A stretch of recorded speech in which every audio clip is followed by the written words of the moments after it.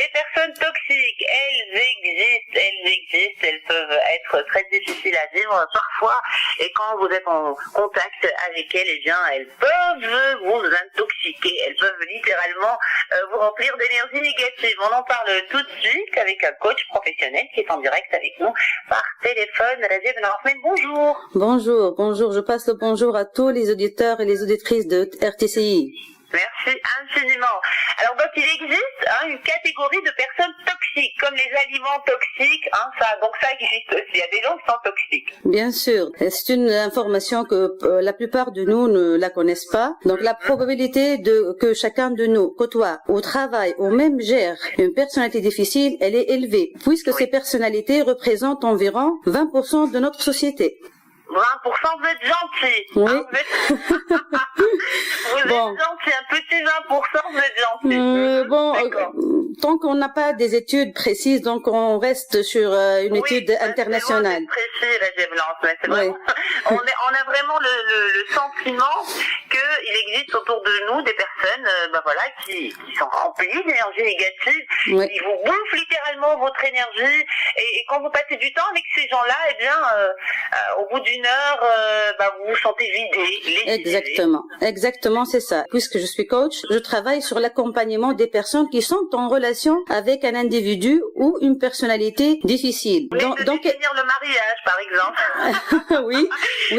Donc vous êtes en relation avec un individu qui peut paraître difficile. Oui. Vous en recevez des couples autour de vous, avec vous, parfois dans vos formations? Dans mes formations, surtout dans mes séances de coaching, je reçois l'un des partenaires, c'est pas les deux. Donc c'est celui qui est en souffrance en fait. Donc celui qui est en souffrance, il vient me consulter pour voir une solution. Il n'est pas conscient qu'il est en relation, en couple avec une personnalité difficile ou toxique. Et là, quand on avance dans les séances de coaching, on découvre que c'est une personnalité difficile ou toxique. Il est surpris et vraiment il est embêté, il est même déçu. Et de là, j'essaie de l'aider dans le mesure de possible pour qu'il... Donc, quand le diagnostic tombe, quand il y a un diagnostic clairement établi, telle personne est dite toxique.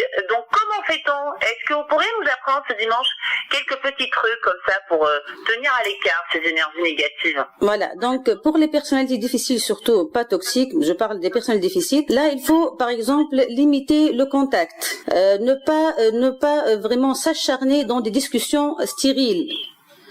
Quand je sais que cette personne, ça y est, j'ai repéré, j'ai les indicateurs que cette personnalité est difficile, là je limite, si nous sommes sur un plan professionnel, donc je limite ma discussion et mes réunions avec lui juste sur les décisions ou les tâches à faire. Donc ne pas vraiment s'acharner pour lui convaincre et tout ça. Donc restez professionnel, restez sur les tâches précises, restez sur votre job description ou sur votre projet et ne pas faire évoluer cette relation pour ne pas souffrir et ne pas perdre de l'énergie.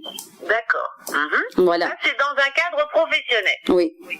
Dans un cadre différent. Si nous sommes sur le plan personnel, là, il faut vraiment éviter les zones ou les sujets qui vont provoquer la perte d'énergie et vraiment éviter les domaines de vie vraiment qui vous agacent, qui vous tracassent, qui vous mettent en colère. Parce que généralement, la relation avec ces personnes-là a beaucoup d'inconvénients. Elle nous fait sentir la souffrance, ok, et on se sent épuisé après la discussion ou le partage de temps avec eux. Voilà, c'est ça. Donc limiter comme ça le contact. Limiter les domaines de vie. Par exemple, je connais très bien que, je sais pas, ma belle-sœur ou ma sœur même, elle est une personne difficile. Donc je ne programme pas avec elle une sortie de toute une journée, par exemple.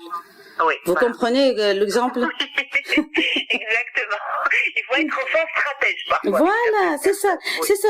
Dans mes ateliers de formation, je fais ceci. Donc, comment détecter d'abord que ce sont des personnalités difficiles ou toxiques, puis comment faire des stratégies pour se protéger de ces personnes-là. Donc, vous revenez souvent à cette distinction avec des semaines entre difficile et toxique. Oui. Donc, toxique, c'est le plus grave, quoi. Toxique, bien sûr. Voilà. Donc, un exemple de ces personnalités, les pervers narcissiques, par exemple. Ah ouais, Voilà. Très à la mode en ce moment, on parle souvent d'eux. Oui. Voilà, j'ai reçu en séance de coaching beaucoup de personnes, surtout en relation de fiançailles ou en relation même parents-enfants, qui souffrent de cette relation. Je les reçois dans un état psychologique très très critique. Oui, je vous comprends. Alors, vous avez une particularité, les Nasmeen, c'est que vous ciblez les jeunes, vous travaillez avec les jeunes, parce que le coaching, aujourd'hui, à le vent en poupe, c'est un phénomène de société qui est vraiment à la mode, hein, parce qu'on va davantage aujourd'hui vers un coach que vers un psy. Mais je ne m'attendais pas à ce que on propose du coaching à des jeunes de 13 ans, de 14 ans. Vous le faites? Non, je fais le coaching à partir de 18 ans. Voilà, le coaching c'est à partir de 18 ans. Un public plus jeune. Mais c'est une formation, c'est une initiation. C'est pas la même chose, c'est pas le même travail qu'on fait. Donc le coaching, il est fait pour les adultes à partir de 18 ans, mais un atelier de sensibilisation et d'initiation pour les jeunes, je le fais avec un grand corps, avec un grand plaisir. Pourquoi?